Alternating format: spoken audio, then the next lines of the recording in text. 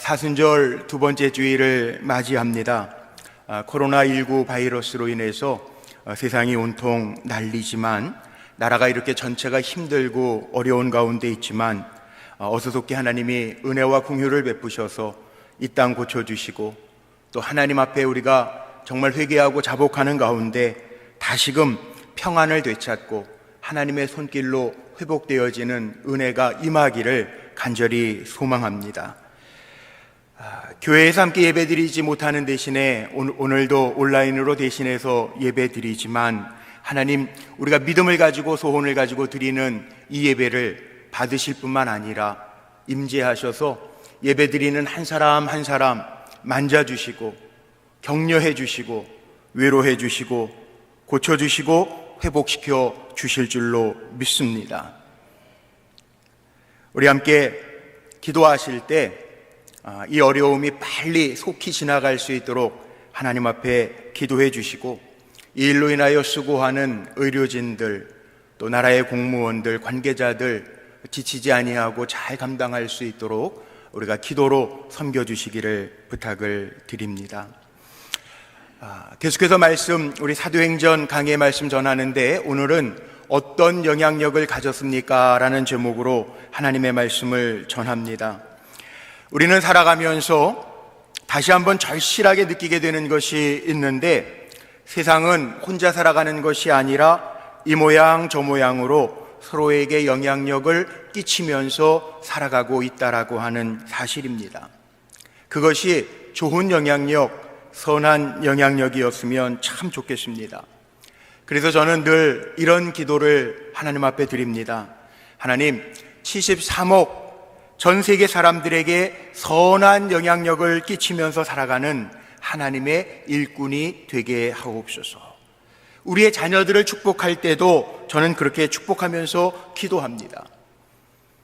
오늘 온라인 예배이기 때문에 가족들이 모여서 함께 예배드리는 성도님들 계실 텐데, 자녀들에게도 손을 얹어서 한번 축복했으면 좋겠고요. 사랑하는 남편, 아내에게도 우리 손잡고 한번 축복했으면 좋겠습니다. 화면에 나와 있는 대로 우리 한번 축복해 볼까요? 같이 한번 축복합니다. 복 주시는 하나님, 우리의 자녀, 우리의 가족들 아무 개가 73억 전 세계 사람들에게 선한 영향력을 끼치면서 살아가는 하나님의 일꾼이 되게 하여 주옵소서. 아멘. 주님의 이름으로 권세를 가지고 축복한 대로 하나님께서 복 주시기를 주님의 이름으로 축원합니다. 성경은요, 영향력에 대한 말씀들입니다. 하나님이 세상을 이처럼 사랑하사, 하나님의 사랑의 영향력이 바로 하나님의 말씀 성경에 다 있습니다. 설교를 이렇게 저렇게 하지만 결국은 하나님은 사랑이시라. 요한일서 4장 8절의 말씀처럼 하나님은 사랑이시라. 하나님이 이 땅에 비치시는 사랑의 영향력의 말씀입니다. 또 이 땅에 하나님 나라를 이루시기 위하여 죄의 문제를 해결하시고 참 생명의 기쁨을 우리에게 주신 예수 그리스도의 구원의 은혜, 복음의 영향력이 바로 하나님의 말씀 성경에 기록되어져 있습니다. 주님의 마음을 우리에게 보여주사 하나님의 백성으로 살도록 인도하시고 가르쳐 주시고 위로하시는 성령의 역사의 영향력이 바로 하나님의 말씀입니다. 하나님의 백성으로 먼저 은혜로 부름받은 우리 성도들 어떻게 사느냐? 복음이 능력이라고 하는 것, 복음의 영향력이 있기 때문에 우리가 그 복음의 영향력을 받고 이 땅에서 살아가는 것이고, 사도 바울도 세상의 어떤 힘보다 하나님의 영광, 십자가의 도, 그것을 기억하면서 믿음으로 달려갈 길 선한 싸움 싸우면서 달려간다라고 고백하고 있습니다. 갈라디아서 6장 7절 말씀에 바울이 이런 선포를 하죠. 사람이 무엇으로 심든지 그대로 거두리라. 영향력입니다. 이렇게 선한 영향력도 있지만 나쁜 것, 악한 것, 죄에 대한 영향력도 있습니다. 예수님도 말씀하실 때 누룩을 비유하여 말씀하시면서 마태복음 16장 6절 말씀에 예수께서 이르시되 삼가 바리새인과 사두개인들의 누룩을 주의하라 하시니 이렇게 말씀하시기도 했습니다. 사도 바울도 데살로니가전서 5장 22절 말씀에 보면 악은 어떤 모양이라도 버리라고 선포하기도 합니다. 우리의 몸과 마음과 영혼을 파괴하는 죄의 영향력 때문에 죄에 대하여는 단호하라고 하는 하나님의 말씀이죠. 한번 생각해 보세요. 나쁜 것, 죄를 우리 건강하고 한번 연결해서 한번 생각해 보십시오. 유해한 음식은요, 우리의 몸을 상하기도 합니다. 눈에 보이지 아니하지만 이렇게 코로나19 같은 악한 바이러스도 전파력이 강해서 우리를 병들게 하고 생명을 위협하기도 합니다. 죄악이 만연된 사회는 그 사회 구성원들을 불안하게 하고 또 불화하게 만듭니다. 어쨌든 이렇게 누구나 가지고 있는 선하고 좋은 것이든 아니면 죄되고 악한 것이든 그 에너지가 바로 영향력이라는 거죠. 에너지는 말 그대로 힘입니다. 힘이기 때문에 다른 사람들에게 영향을 줄 수밖에 없고 감화력을 줄 때도 있습니다. 그리고 사람들이 이 모양 저 모양 영향력을 받으면 그대로 모방하기도 합니다. 요즘 어려운 때 모두가 다 힘들다고 아우성을 치는 이때 선한 영향력의 이야기들이 우리에게 종종 들려지기도 하죠. 신문 기사를 보니까 의료진들, 어느 신입 간호사들은 지금 내가 있어야 할 곳은 바로 환우들이 많이 있는 대구다. 그리고 의료진 자원봉사대를 만들어서 봉사하고 헌신하는 이야기들이 들려집니다. 어려운 때라 마음씨 착한 건물주들이 이렇게 힘들 때는 한 달 동안 임대료를 받지 않겠다라고 이야기하고 그러한 선한 일들이 여기저기 퍼져나가는 이야기들도 듣습니다. 우리 교회에서도 한번 섬겼던 적이 있죠. 서울역에 우리 감리교회 재단에서 운영하는 따스한 체험터라고 하는 노숙자들에게 무료 급식을 하는 단체가 있습니다. 얼마 전에 감리교 목사님이 이런 글을 한번 올렸더라고요. 이 전염력이 강한 바이러스 전염병 때문에 민간단체들에서는 급식소 문을 다 닫았는데 기독교 단체에서 주님의 사랑을 나누는 교회 단체에서 마저 문을 닫는다면 어찌해야 되나. 한 노숙자가 식사하러 왔다가 이야기한 것이 귓가에서 늘 맴돈다고 그래요. 난 코로나보다 밥 굶는 게 더 무서워요 하는 그 노숙자의 말이 귓가에 늘 머물러 있어서 도무지 그 급식을 중단할 수 없고 하루에 1000명이 넘는 많은 사람들에게 따뜻한 식사를 공급하고 있다는 이야기가 있습니다. 이렇게 선한 영향력이 우리의 마음을 따뜻하게 합니다. 요즘 다 어렵습니다. 그런데 사순절 겸하여 지나면서 기도하는 가운데 제 마음에도 하나님 이런 마음을 주시더라고요. 우리 사순절마다 한 끼씩 금식하면서 모아지는 고난 주간의 금식 헌금들이 있습니다. 사순절 금식하면서 조금씩 십시일반 모아서 어려울 때 나누는 게 진짜 나눔 아닙니까? 제 마음에 그런 마음이 들어요. 대구 경북 지역에는 주일날 예배에 모일 수 없어요. 서울에도 경기 지역에도 전국적으로 예배 드리는 것이 힘든 상황이 되었는데 더 어려운 교회들이 있다는. 그래서 우리도 어렵지만 이 어려운 때지만 선한 영향력, 우리도 기도하면서 정말 주님의 마음으로 어려운 비전 교회들 위해서 섬기면 좋겠다라고 하는 마음이 제 안에도 가득하게 들어서 오늘 광고 시간에 발표한 것처럼 우리가 금식 헌금 모아지면 그것은 정말 어려운 교회들, 예배드리지 못해서 더 어려워서 월세를 내지 못하는 교회들, 그런 교회들을 찾아서 섬기려고 합니다. 우리의 삶을 한번 돌아보십시오. 다른 사람의 영향을 전혀 받지 않고 살아가는 사람은 아무도 없습니다. 또한 우리도 다른 사람들에게 유익을 주는 존재이든지 아니면 해를 끼치는 존재 중에 하나입니다. 우리 성도들도 계속해서 하나님 나라를 바라보면서 하나님 나라를 확장해가는 성도들이 있는가 하면 그 도상에 머물러 있는 사람들도 있습니다. 주님의 말씀처럼 너희는 세상의 빛과 소금의 영향력을 발휘하는 존재라고 말씀하셨는데, 정말 세상의 빛과 소금의 역할을 감당하는 성도들이 있는가 하면 오히려 걸림돌이 되는 이들도 있다는 거죠.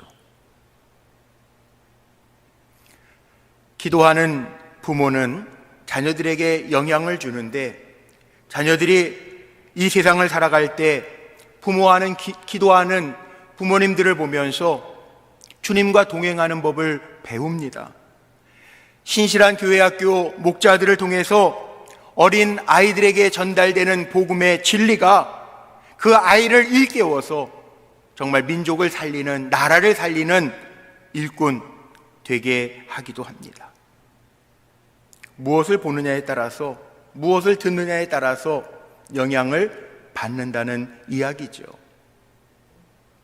피터 렐리라고 하는 17세기의 초상 화가가 있었어요. 이 화가는 이런 고백을 했습니다. 그의 경험을 통해서 볼 때, 그림을 볼 때마다 나쁜 그림을 보면 그 나쁜 그림의 화법이 자기에게 영향을 주기 때문에 나쁜 그림은 전혀 보지 않기로 결단하고, 그리고 일평생 그림을 그리면서 살았다는 거예요. 우리가 사도행전 말씀을 보면서 깨달을 수 있는 것이 있는데, 예수 그리스도의 복음이 땅끝까지 이렇게 퍼져나가는 것을 우리 지금 사도행전을 통해서 보고 있습니다. 다양한 곳에서, 다양한 나라에서, 다양한 사람들, 다양한 모습으로 복음이 어떻게 받아들여지고 예수의 일꾼으로 세워지는가를 사도행전을 통해서 볼 수 있습니다. 선한 영향력의 발휘죠. 그 반면에 복음이 전파되어질 때 방해하는 세력들도 있었습니다. 다양한 사람들이 복음의 영향력과 세상의 가치관으로 인하여 충돌하는 이야기도 사도행전에 많이 나옵니다. 에베소 도시만 보아도 그렇습니다. 복음의 영향력이 대단했습니다. 떠돌이 유대인 마술사들이 바울의 흉내도 내봅니다. 예수의 이름으로 귀신을 쫓아내려고 하다가 오히려 귀신들에게 망신을 당하고, 마술사들이 결단하고 마술책들을 다 모아서 불태워버리는,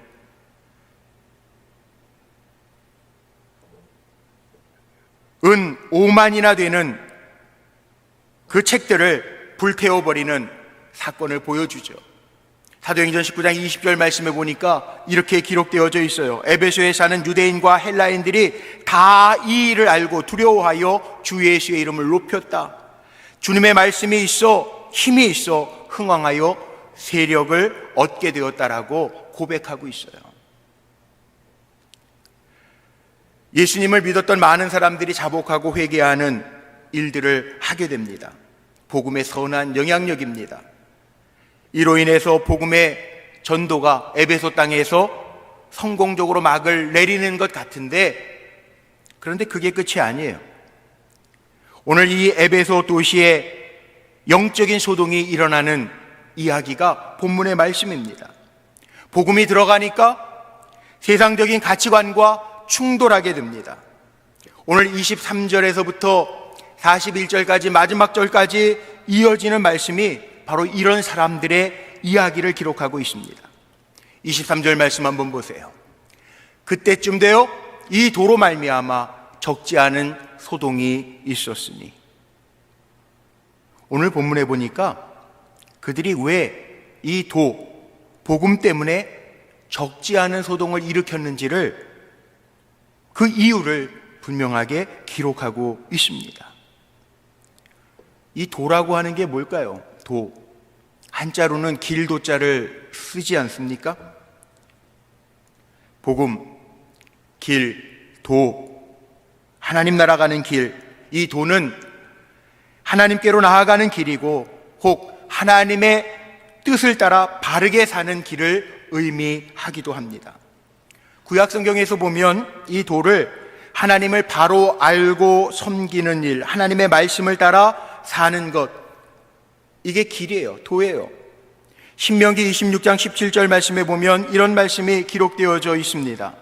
내가 오늘 여호와를 내 하나님으로 인정하고 또 그 도를 행하고 그의 규례와 명령과 법도를 지키며 그의 소리를 들으라.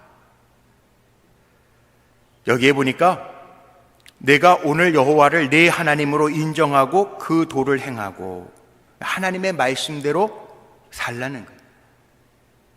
하나님을 인정하면서 살라는 거예요. 구약시대 사람들이 저지르는 가장 흉악한 죄가 뭐냐 하면 만물의 창조자이신 하나님을 인정하지 않고 사는 것, 우상을 만들어 섬기는 것, 이거 큰 죄였습니다. 신약 성경에 보면 이 도를 더 구체적으로 설명하는데 요한복음 14장 6절 말씀에 보면 예수께서 이르시되 내가 곧 길이요 진리요 생명이니 나로 말미암지 않고는 아버지께로 올 자가 없느니라. 예수님 자신이 내가 곧 길이고 진리요 생명이라고 말씀하십니다. 또 그 길을 사도 바울은 십자가의 도라고 말합니다. 고린도전서 1장 18절 말씀해 보니까 십자가의 도가 멸망하는 자에게는 미련한 것이요 구원받은 우리에게는 하나님의 능력이라. 십자가의 길, 희생하고 헌신하고 내어줌의 길, 그것이 우리에게는 하나님의 능력이라. 사도 바울은 이 복음의 도를 알았기 때문에 사도 바울이 깨달은 이 복음의 도를 전하는데 멈추지 아니하고 어디든지 어느 곳에든지 성령이 이끄시는 대로 나아가서 이 복음의 도를 나누는 종이 되었다는 거예요. 이미 사도 바울은 스데반 집사의 순교의 현장에서 보았습니다. 무의식간에 경험했습니다. 스데반의 기도를 통해서 이 도가 저 사람에게 있었기 때문에 죽음마저도 두려워하지 아니하고 전할 수 있는 힘이 있었구나 보았습니다. 그래서 사도 바울은 이 도, 이 복음의 길을 전하기 위해서 달려가는데 멈추지 않았다는 사실입니다.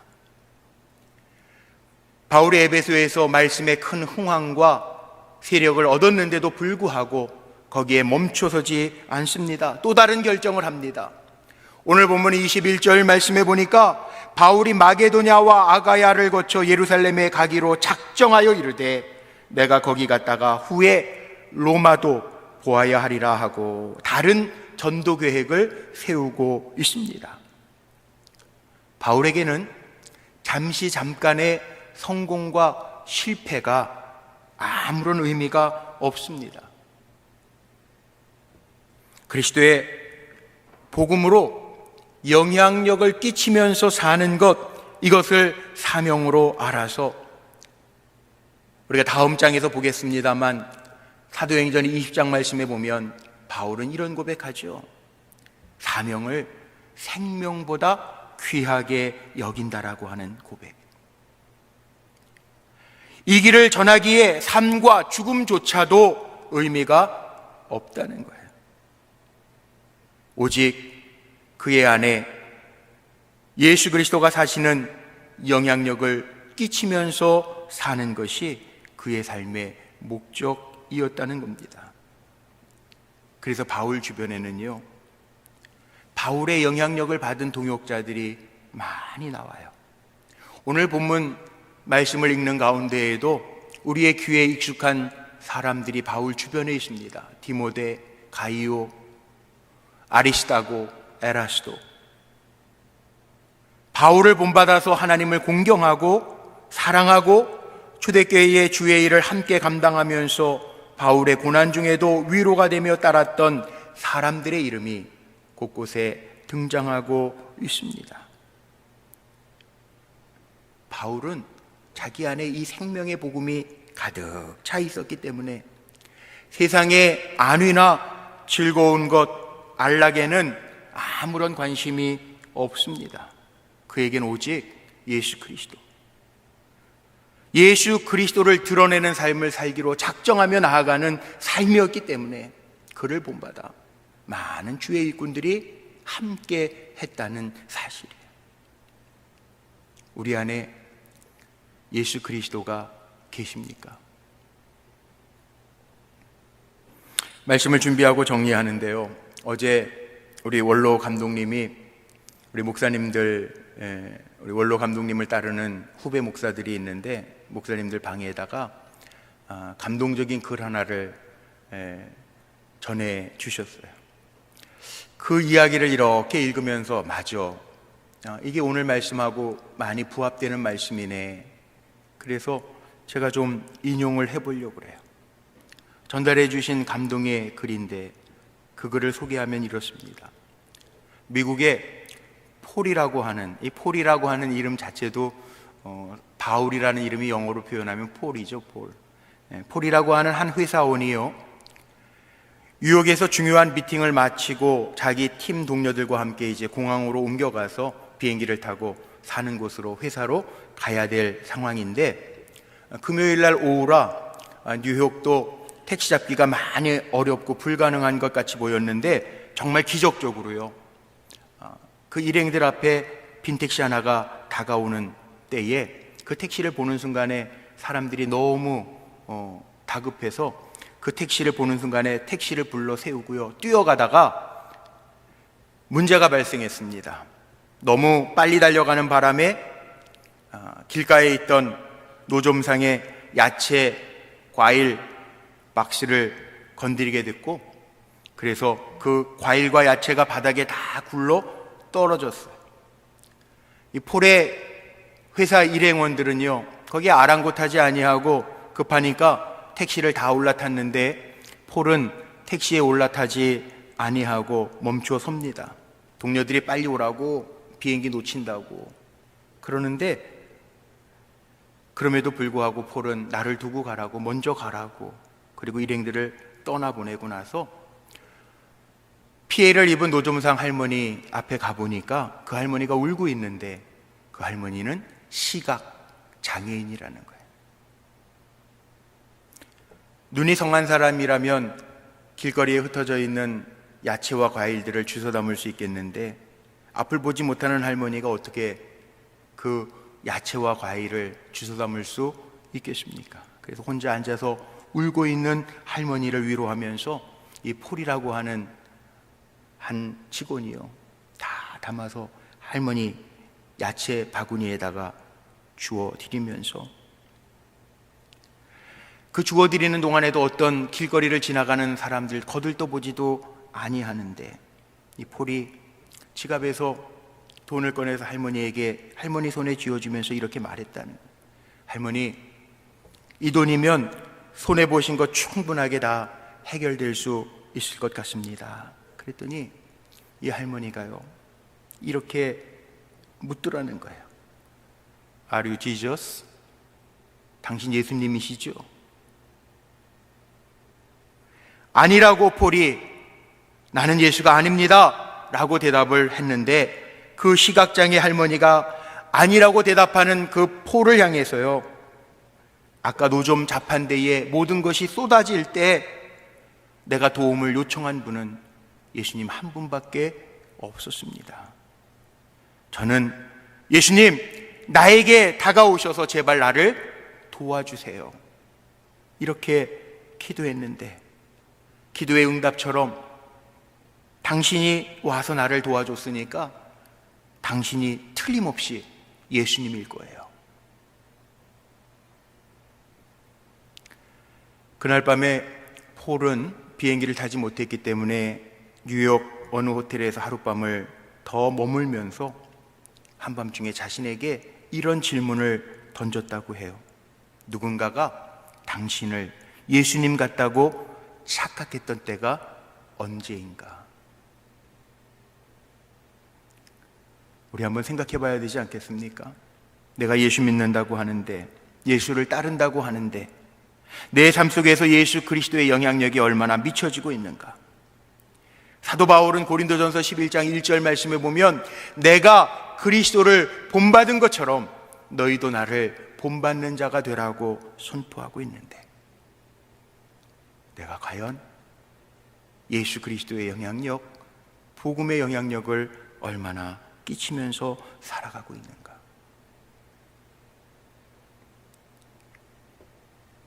그런데 이와 다른 방식을 추구하는 사람들이 오늘 본문에 나옵니다. 대표적으로 데메드리오라고 하는 사람의 이름이 언급되죠. 복음으로 말미암아 일어난 소동 가운데 중심에 있었던 사람이 데메드리오라고 하는 사람입니다. 소동이 일어난 이유를 오늘 본문 23절로 27절까지 말씀해 보면 세 가지로 정리해 볼 수가 있습니다. 23절 말씀에 이렇게 이하에 나와 있습니다. 그때쯤 되어 이도로 말미암아 적지 않은 소동이 있었으니, 즉 데메드리오라 하는 어떤 은장색이 은으로 아데미의 신상 모형을 만들어 직공들에게 적지 않은 벌이를 하게 하더니, 그가 그 직공들과 그러한 영업하는 자들을 모아 이르되, 여러분도 알거니와 우리의 풍족한 생활이 이 생업에 있는데, 이 바울이 에베소뿐 아니라 거의 전 아시아를 통하여 수많은 사람을 권유하여 말하되, 사람의 손으로 만든 것들은 신이 아니라 하니 이는 그대들도 보고 들은 것이라. 우리의 이 영업이 천하여질 위협이 있을 뿐 아니라 이 여신 아데미의 신전도 무시당하게 되고, 또 아시아와 천하가 위하는 그의 위엄도 떨어질까 하노라 하더라. 에베소에 있는 많은 사람들이 복음을 듣고 바뀌어집니다. 변하고 있는데, 데메드리오는요 다시 사람들, 군중들을 충동하기 시작합니다. 바울과 복음을 전하는 사람들에게 적개심을 갖게 하는데, 그 충동의 이유가 뭐냐 하면 세 가지예요. 우리가 이 일로 인하여 풍족한 삶을 누렸는데 지금은 이 경제적으로 어려움을 겪게 됐다는 거예요. 바울이 사람의 손으로 만든 것은 신이 아니라고 이야기하는 바람에 한번 생각해 보십시오. 아데미 신전은 고대 불가이스하이안 7대 건물 중에 하나였다는 거예요. 거기에 관광객들이 많이 왔겠죠. 많은 사람들이 손으로 만들었던 신상이나 신전들을 사가면서 수입이 짭짤했겠죠. 그런데 그 일이 멈추어질 위기에 놓여 있으니까 소동이 일어납니다. 자신들의 풍요를 누리지 못하게 되니까, 위협받으니까 소동이 일어납니다. 두 번째는 자신들의 자존심에 대한 도전 받습니다. 왜? 나름대로 신전 모양이나 신상을 만들어 팔았는데 사람들이 돈을 많이 버는 사람이니까 인정해 주는 것 같았는데, 우상이 헛것이라고 바울이 이야기하는 바람에 졸지에 그들은 헛것을 만드는 사람이 되어서 자존심이 상했습니다. 소동이 일어납니다. 군중들이 모여서 소동하게 되어졌습니다. 그리고 거기에 덧붙여서 아데미 여신이 위엄을 패하게 되었다라고 하는, 기존에 섬기던 종교적인 문제죠. 내가 주인 삼았던 모든 것마저도 내려놔야 되는 그런 상황에 놓였다고, 아데미 신상의 위엄이 땅에 떨어졌다고 사람들을 충동하기 시작합니다. 원래 복음은요, 세상적인 가치관하고 충돌하는 것이 당연한 거죠. 정말 예수 잘 믿는 사람들 보면요, 이 충돌 속에 예수님 기뻐하시는 것 택하는 거예요.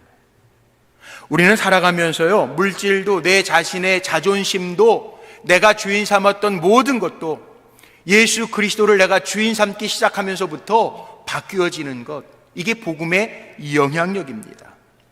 복음의 영향력은 세상의 가치와 충돌할 수밖에 없습니다.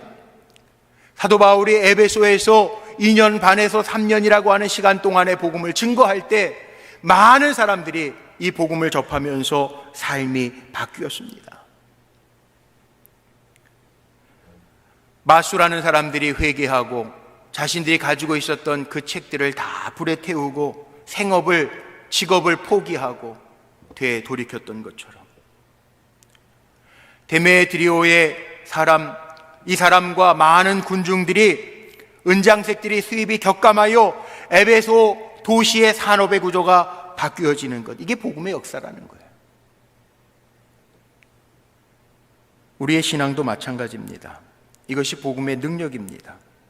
예수님을 영접했다면 당연히 삶의 변화가 따라올 수밖에 없습니다. 변하지 말라고 해도 변해야 됩니다. 생각이 변합니다. 사상이 변합니다. 가치관이 변합니다. 우리의 말투가 변합니다. 생활 습관이 변합니다. 취미가 변합니다. 그리고 직업이 변합니다. 복음의 영향력은 변화하는 거예요. 에베소서에 보면 사도 바울이요, 에베소 성도들에게 편지를 보내는데 복음의 영향력에 대해서 이렇게 좀 변해라, 이렇게 변하기를 기도한다 바라면서 보낸 편지 가운데 이런 말씀들이 있어요. 에베소서 4장 21절에서 32절 말씀입니다. 우리 결론 삼아서요, 함께 같이 화면을 보면서 읽어 보겠습니다. 같이 읽죠. 진리가 예수 안에 있는 것 같이 너희가 참으로 그들에게서 듣고 또한 그 안에서 가르침을 받았을진대 너희는 유혹의 욕심을 따라 썩어져가는 구습을 따르는 옛사람을 벗어버리고 오직 너희의 심령이 새롭게 되어 하나님을 따라 의와 진리의 거룩함으로 지으심을 받은 새 사람을 입으라. 그런즉 거짓을 버리고 각각 그 이웃과 더불어 참된 것을 말하라. 이는 우리가 서로 지체가 됨이라. 분을 내어도 죄를 짓지 말며 해가 지도록 분을 품지 말고 마귀에게 틈을 주지 말라. 도둑질하는 자는 다시 도둑질하지 말고 돌이켜 가난한 자에게 구제할 수 있도록 자기 손으로 수고하여 선한 일을 하라. 무릇 더러운 말은 너희 입 밖에도 내지 말고 오직 덕을 세우는데 소용되는 대로 선한 말을 하여 듣는 자들에게 은혜를 끼치게 하라. 하나님의 성령을 근심하게 하지 말라. 그 안에서 너희가 구원의 날까지 인치심을 받았느니라. 너희는 모든 악독과 노함과 분냄과 떠드는 것과 비방하는 것을 모든 악의와 함께 버리고 서로 친절하게 하며 불쌍히 여기며 서로 용서하기를 하나님이 그리스도 안에서 너희를 용서하심과 같이 하라. 아멘. 예수 그리스도의 복음이 내 안에 있으면 날마다 변화된다는 거예요. 말씀을 마칩니다. 복음의 영향력은 복음으로 인하여 내가 변하여 주변을 변하게 하고 사회가 변화되어지는 것. 궁극적으로 우리가 그리스도인의 삶을 사는 거예요. 생각이 변하고 가치관이 변하고 직업이 변하고 예수 그리스도를 닮아가는 것. 그래서 하나님의 성품을 갖게 되는 것. 이것이 참 복음의 결과입니다. 한 사람이 변하면 가정이 변합니다. 가정이 변하면 사회가 변합니다. 그것이 기독교의 역사입니다. 에베소 사람들이 예수님을 영접할 때 사회적인 변화가 일어났습니다. 소동 속에서 경제생활의 패턴이 달라졌습니다. 직업이 변했습니다. 한 사회가 바람직한 방향으로 가게 되었습니다. 우리 불꽃교회도 우리 1세대 비전이 그거였죠. 영혼 구원, 세상 변화. 주님이 원하시는 게 뭘까요? 너희는 세상의 빛과 소금이라. 우리를 통하여 세상에 그리스도의 맛, 그리스도의 모습이 드러나는 것. 어떤 영향력을 받고 어떤 영향력을 발휘하면서 살고 계십니까? 오늘 내가 속한 공동체에 나로 말미암아 어떤 변화들이 일어나고 있습니까? 우리 불꽃교회가 있음으로 말미암아 판교와 분당, 성남, 나아가서는 한국이 온 세계 열방이 변할 수 있게 되기를 간절히 소망합니다. 이것이 영향력입니다. 요즘 많이 힘든 시기를 우리가 보내고 있습니다. 또 다른 하나님이 우리에게 주시는 분명한 메시지가 있습니다. 난 복음 안에서 삶이 바뀌어졌는가? 나는 복음 안에서 철저히 준비된 모습을 지니고 있는가? 주님의 말씀으로 주님을 진정 따르고 있는가? 내가 복음으로 인하여 어떤 영향력을 받고 또한 어떤 영향력을 발휘하면서 사는지 다시금 점검하고 준비할 수 있는 시간들이 되시기를 주님의 이름으로 축원합니다. 우리 모두 복음의 능력, 예수 그리스도의 생명력을 나누는데 쓰임받는 영향력 있는 거룩한 하나님의 종들이 되시기를 주님의 이름으로 축원합니다.